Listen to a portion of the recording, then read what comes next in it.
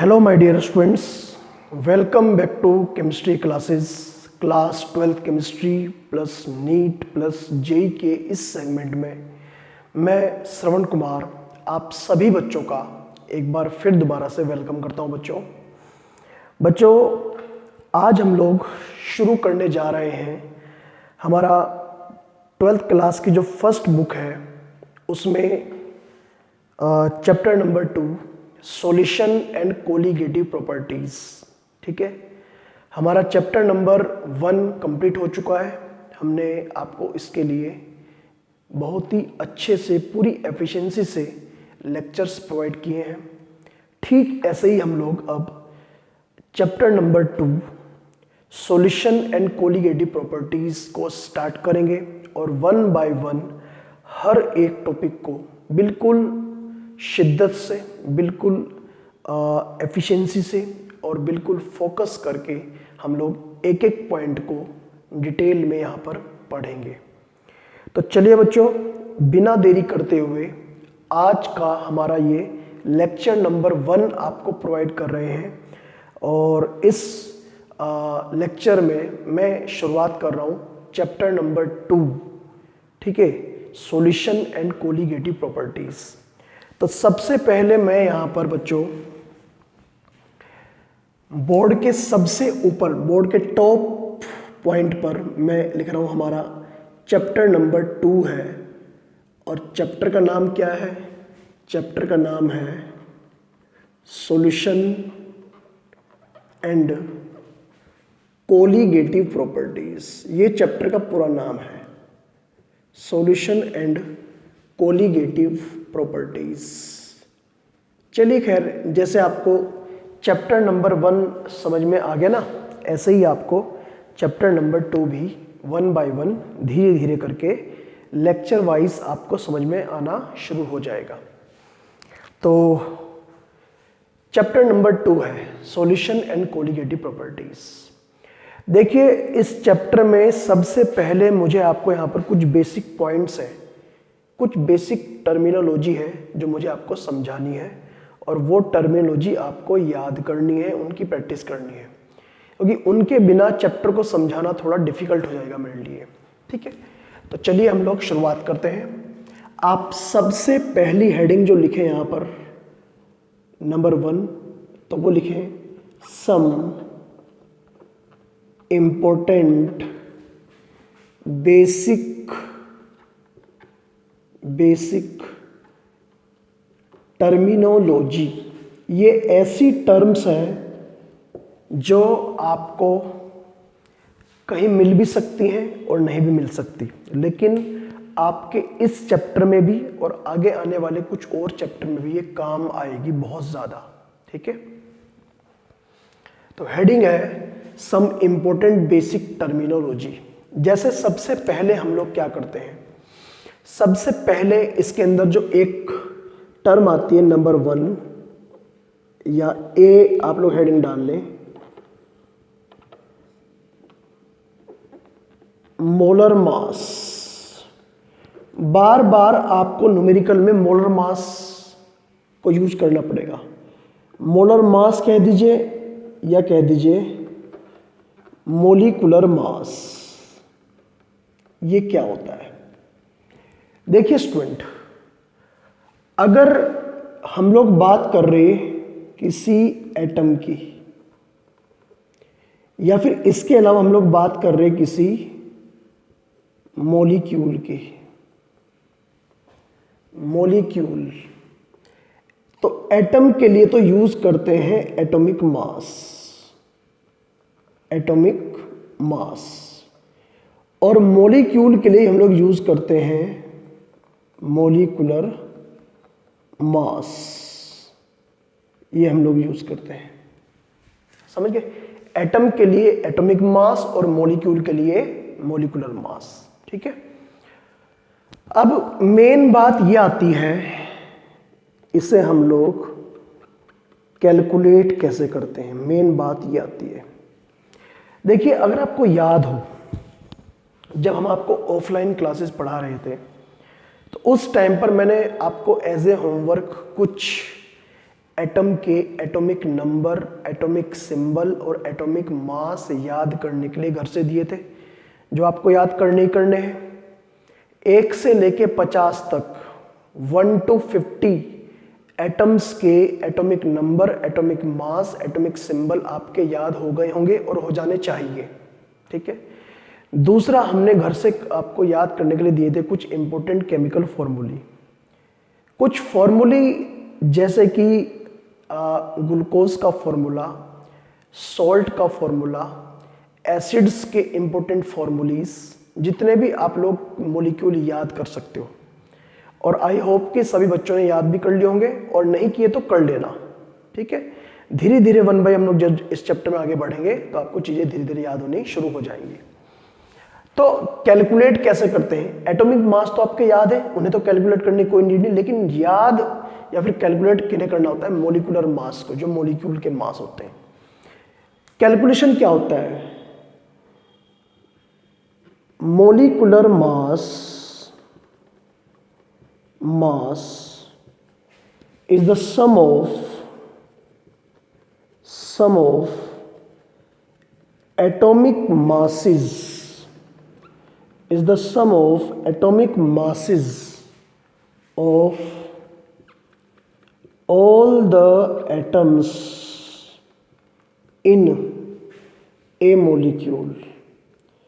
किसी मॉलिक्यूल में जितने भी एटम्स प्रेजेंट होते हैं उन सभी एटम्स के एटॉमिक मास को सम कर दीजिए, मॉलिक्यूलर मास पता लग जाएगा। जैसे 1 by 1 अगर मैं यहाँ पर एग्जाम्पल से अपनी बात को क्लियर करूँ, सबसे पहले मैं यहाँ पर बात कर रहा हूँ सबसे छोटा मॉलिक्यूल H2O। H2O में क्या करना आपको? 2 हाइड्रोजन है और 1 का मास 1 होता है। आपको ऐसे ऐड करना है। कितने हाइड्रोजन है यहाँ पर? 2 हैं, 2 into 1 प्लस 1 into 16, क्योंकि 1 ऑक्सीजन है और 1 एटम का मास 16 होता है। सम करेंगे तो 18 आएगा। CO2 लेके चल रहा हूं मैं यहां पर, CO2, तो 1 कार्बन, 1 का मास 12, 2 ऑक्सीजन, 1 का मास 16 और ऐड करोगे 44 आएगा। ऐसे ही तीसरे नंबर पर मैं यहां पर लेके चल रहा हूं आपका हाइड्रोक्लोरिक एसिड। 1 हाइड्रोजन, 1 का 1, 1 क्लोरीन, 1 का 35.5, सम करेंगे 36.5 आ जाएगा। 4-5 में और एग्जांपल ले रहा हूं। जैसे मैंने यहां पर नंबर 4 पर लिया सल्फ्यूरिक एसिड, H2SO4, 2 हाइड्रोजन, 1 का 1 होता है, प्लस 1 सल्फर, 1 का 32 होता है, 4 ऑक्सीजन, 1 का 16 होता है, ऐड करेंगे 98 आएगा। नंबर 5 पर HNO3 की बात करते हैं, इसे हम लोग बोलते हैं nitric acid. 1 into 1 plus 1 into 14 plus 3 into 16 is equal to 63। मतलब आपको कुछ नहीं करना, सीधे आपको इनके जो एटॉमिक मास है उन्हें ऐड करते जाना है, लेकिन एक्यूरेट वैल्यू आपको पता होनी चाहिए, वरना आप लोग मिस्टेक करेंगे। फिर मिस्टेक का रिजल्ट क्या होगा?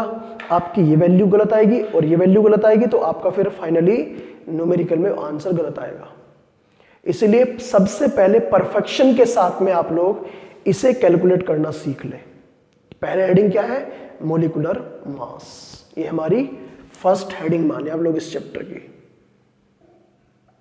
Molecular mass. ठीक, तो इसके लिए मैं क्या कर रहा हूं, आपको 5-7 ऐसे मॉलिक्यूल जो फ्रिक्वेंटली यूज होते हैं मैं घर से करने के लिए दे रहा हूं होमवर्क के लिए, और बाकी आप लोग जैसे जैसे न्यूमेरिकल में आगे बढ़ेंगे चीज़ों को पता लग जाएगा। जैसे आपका होमवर्क है, आपको फाइंड आउट करना है C6H12O6, जैसे C12H22O11, जैसे आपको कैलकुलेट करना है NH2CONH2 मतलब यूरिया का, जैसे आपको कैलकुलेट करना है CaCO3 का, जैसे NaCl का, जैसे C2H5OH का, जैसे C6H6 का, एक्सेट्रा। ऐसे और भी बहुत सारे मॉलिक्यूल हैं जिनके आपको मॉलिक्यूलर मास न्यूमेरिकल वाले पोर्शन में काम आएंगे। ठीक है, तो पहला टॉपिक हमारा क्या है, सम इंपॉर्टेंट टर्मिनोलॉजी के अंदर मोलर मास या मोलिकुलर मास, और जल्दी से आप लोग इसे पूरे पोर्शन को इसे भी नोट कर लेना, ये आपका होमवर्क है, इसे आप लोग सॉल्व कर लेंगे। ठीक है, करिए नोट।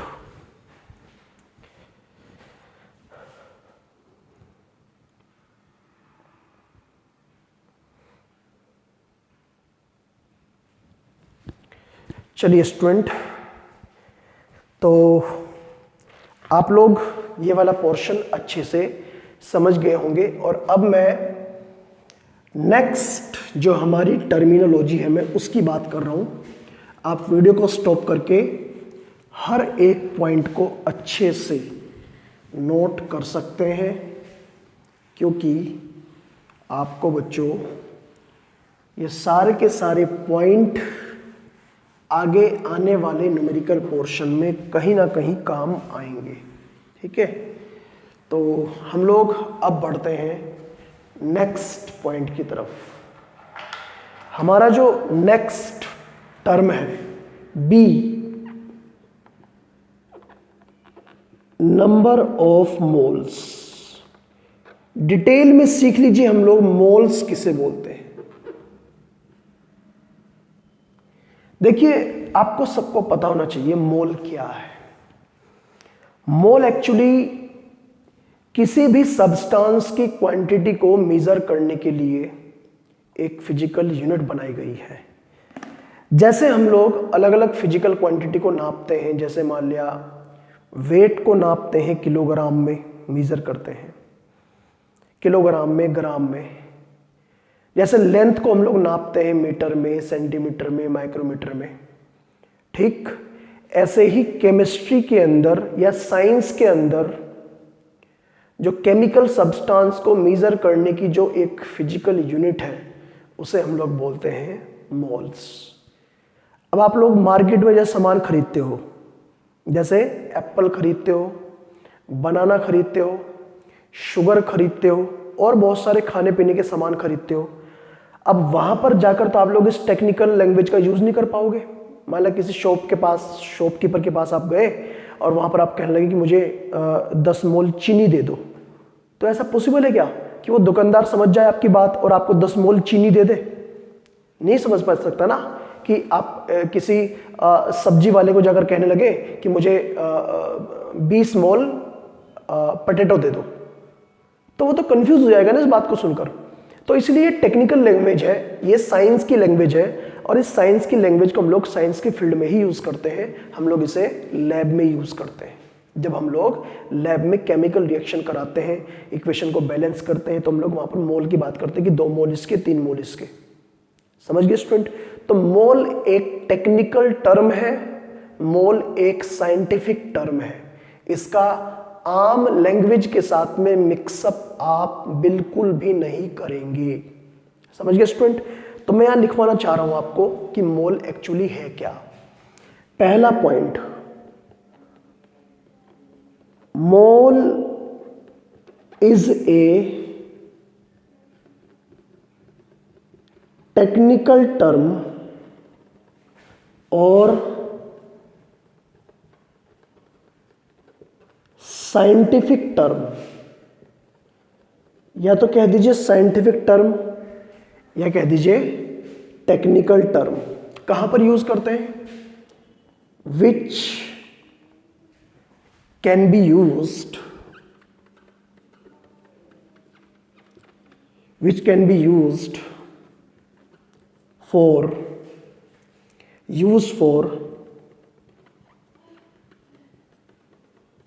measurement of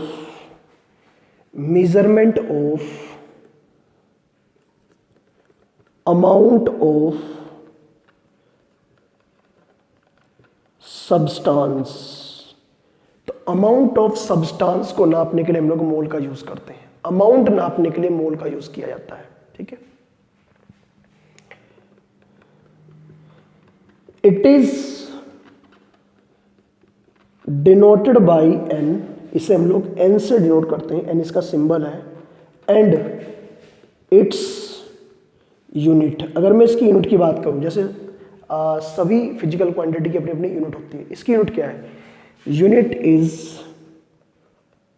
मोल, ये इसकी यूनिट है।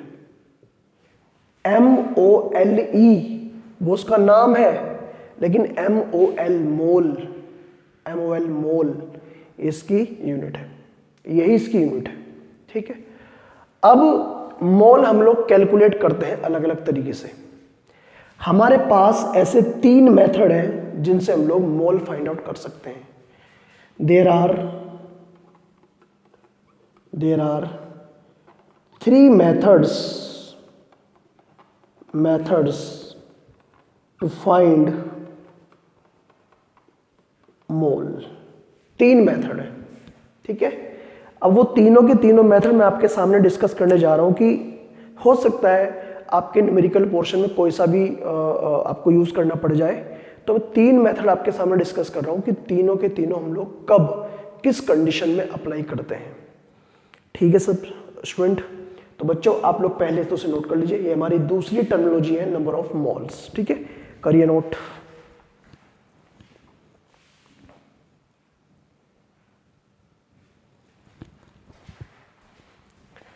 चलिए फिर हम लोग इन तीनों की तीनों जो मेथड है हमारे मोल कैलकुलेट करने की, एक बार मैं आपके सामने डिस्कस कर देता हूं और फिर हम लोग हेडिंग डलवाएंगे सॉल्यूशन।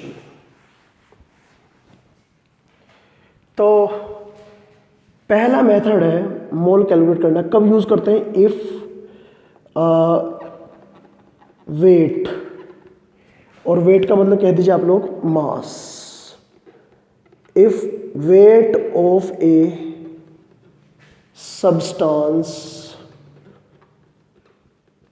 is given, अगर किसी सब्सटेंस का वेट गिवन हो, substance is given in gram. ध्यान रहे मेरी बात को, मैं इस चीज को इसलिए अंडरलाइन कर रहा हूं, हमें केवल वेट ग्राम में चाहिए, ना मिलीग्राम में, ना किलोग्राम में, ना किसी और टर्म में, केवल और केवल ग्राम में। तो अगर किसी और टर्म में गिवन है तो उसे कन्वर्ट करो ग्राम में, तब जाकर मोल निकालो। ये मेरी बात को ध्यान रखना। किसी सब्सटेंस का वेट गिवन है ग्राम में, तो उस केस में मोल इज इक्वल टू होता है उस सब्सटेंस का वेट, और वेट काहे में? ग्राम में, अपॉन उस सब्सटेंस का मोलर मास। ठीक है, मतलब अगर एटम है एटॉमिक मास, और अगर मॉलिक्यूल है मॉलिक्यूलर मास। मतलब mole n is equal to weight W upon molecular mass M. तो ये फॉर्मूला है सबसे पहले मोल फाइंड आउट करने का, ये सबसे पहला तरीका है मोल फाइंड आउट करने का। तो अगर किसी सब्सटेंस का क्या गिवन हो? वेट गिवन हो, तो हम लोग मोल ऐसे पता लगाते हैं। ठीक है स्टूडेंट, दूसरी टर्मिनोलॉजी मोल निकालने की, दूसरी टर्मिनोलॉजी, सेकंड टर्म क्या है मोल निकालने की? अगर हमें किसी सब्सटेंस के नंबर ऑफ पार्टिकल्स गिवन है, जैसे कह दिया कि 1000 कार्बन एटम या 100 ग्लूकोज मॉलिक्यूल, तो कुछ भी हो, एटम्स का नंबर गिवन हो, मॉलिक्यूल का नंबर गिवन हो, आयंस का नंबर गिवन, कुछ भी गिवन हो, तो if number of particles are given, number of particles अगर given हो, तो n इज इक्वल टू होता है n इंटू Na, ये होता है। ठीक, समझ गए? यहां पर इस केस में कैपिटल N तो यहां पर हो जाएगा नंबर ऑफ पार्टिकल्स गिवन, जो गिवन है। स्मॉल n हो जाएगा नंबर ऑफ मोल्स, ये तो मोल का सिंबल है, और Na is equal to Avogadro's number. Avogadro's number एक कांस्टेंट वैल्यू होती है जिसकी value 6.022 into 10 to the power 20 3 होती है, ये कांस्टेंट वैल्यू है। ठीक,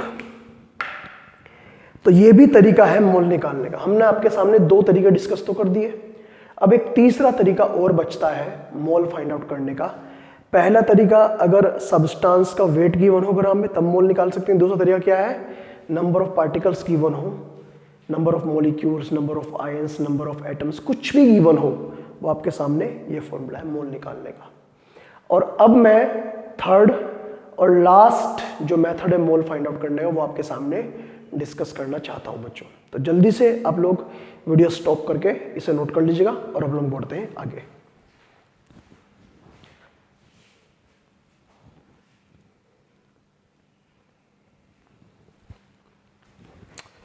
तो होपफुली स्टूडेंट आप लोगों ने ये नोट कर लिया होगा।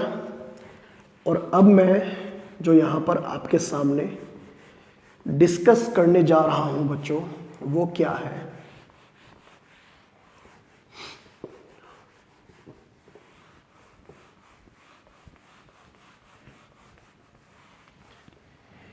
तीसरे नंबर पर जो मोल फाइंड आउट करते हैं वो गैस वाले केस में है। तो तीसरे नंबर पर मैं आपके सामने यहां पर डिस्कस करने जा रहा हूं, if volume of A gas is given, अगर किसी गैस का वॉल्यूम गिवन हो, लेकिन ध्यान रहे इज गिवन एट एसटीपी। और एसटीपी का मतलब होता है, यही कंडीशन अप्लाई होगी, स्टैंडर्ड टेम्परेचर एंड प्रेशर। अगर ये वर्ड उस पॉइंट में मेंशन किया जाए एसटीपी की, वॉल्यूम एसटीपी पर गिवन है, तभी आप लोग मोल निकाल सकते हो। किसी गैस का वॉल्यूम गिवन हो और एसटीपी पर, तो इस केस में n इज इक्वल टू हो जाता है V अपॉन 22.4। ठीक है, एक तो ये फॉर्मूला, ठीक है, और एक फॉर्मूला यूज कर सकते हैं n is equal to V upon 22400। दोनों फॉर्मूलों का मतलब सेम है, फर्क क्या है, इस वाले केस में वॉल्यूम काहे में गिवन है, लीटर में, अगर तो यूज करेंगे, और अगर वॉल्यूम आपको गिवन है ml में तो हम लोग यूज करेंगे ये वाला। दोनों का मतलब सेम है, n यहां पर मोल है और v यहां पर वॉल्यूम है, volume of a gas at STP. ठीक, तो ये टर्म कंप्लीट हो चुकी है और अब हम लोग थोड़ा सा और आगे बढ़ते हैं बच्चों।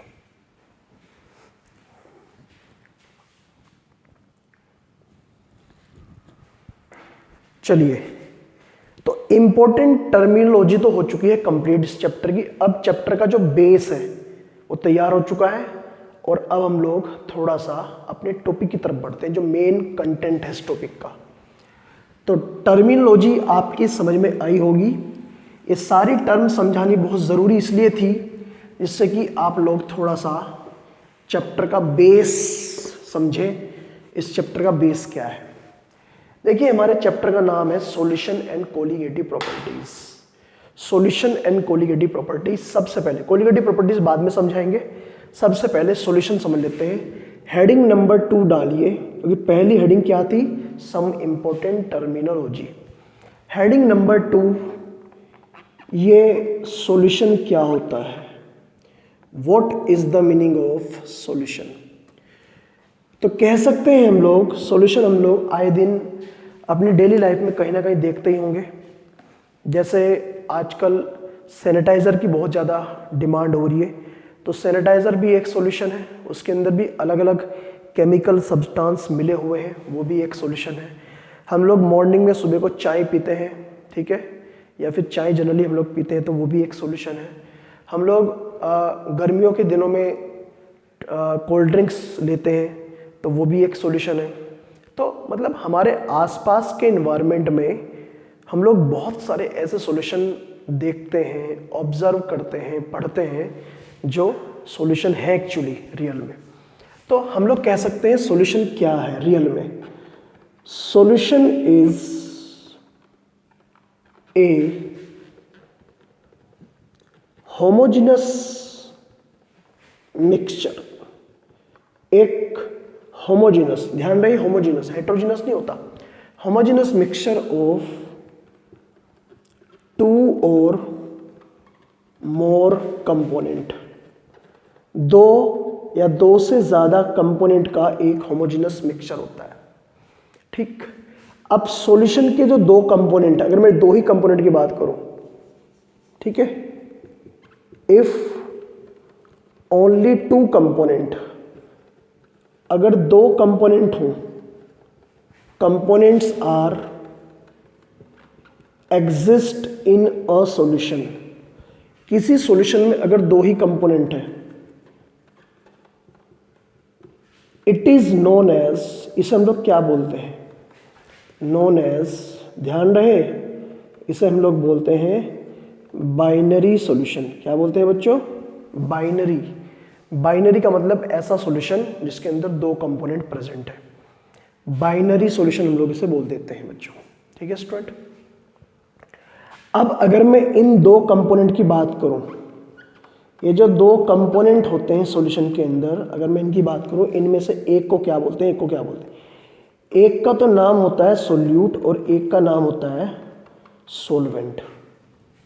ठीक है, मतलब कहने का मतलब यही है, शॉर्ट में अगर मैं इस बात को समझाऊं आपको, सॉल्यूशन इज इक्वल टू होता है सोल्यूट प्लस सोलवेंट। सॉल्यूशन तब बनता है जब एक कंपोनेंट सोल्यूट हो और दूसरा कंपोनेंट सोलवेंट हो। ठीक, एग्जाम्पल भी हम लोग यहां पर ले सकते हैं, जैसे शुगर सॉल्यूशन, जैसे सॉल्ट सॉल्यूशन, जैसे इंक सॉल्यूशन, जो इंक होती है वो भी एक सॉल्यूशन ही है। ये सब सॉल्यूशन के एग्जाम्पल हैं।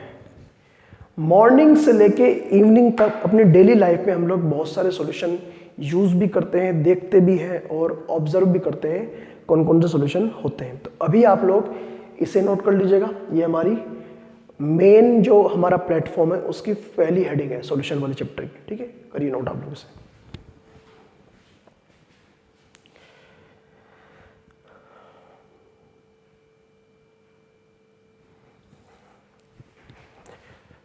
तो स्टूडेंट, आज हमारा ये लेक्चर नंबर 1 था, chapter 2 solution and colligative properties. तो आज के लेक्चर को तो हम लोग यहीं पर सबमिट करते हैं बच्चों, और हम लोग नेक्स्ट लेक्चर में अपनी बात को यहीं से शुरू करेंगे। ठीक है स्टूडेंट, यहीं से हम लोग थोड़ा सा आगे बढ़ेंगे अपने चैप्टर के रिगार्डिंग। तो आज हम लोगों ने ये चैप्टर शुरू किया है, जैसे आपको चैप्टर नंबर 1 के लेक्चर सीरीज वाइज मिले हैं, 1 2 3 4 5 अप टू जहाँ तक लास्ट लेक्चर था, ऐसे ही हम लोग इस लेक्चर की सीरीज भी शुरू कर रहे हैं आज से। आज हमारा पहला लेक्चर है और 1 बाय 1 इसके सीरीज में, इसके कंटिन्यूएशन में आपको लेक्चर्स मिलते रहेंगे। आप लोग अपने नोट्स बनाते रहिएगा, न्यूमेरिकल पोर्शन करते रहिएगा और अपने डाउट्स भी क्लियर करते रहिएगा। ठीक है स्टूडेंट, तो चलिए स्टूडेंट, आज के लिए इतना ही रखते हैं और बाकी डिस्कस करते हैं नेक्स्ट लेक्चर में। Thank you and all the very best.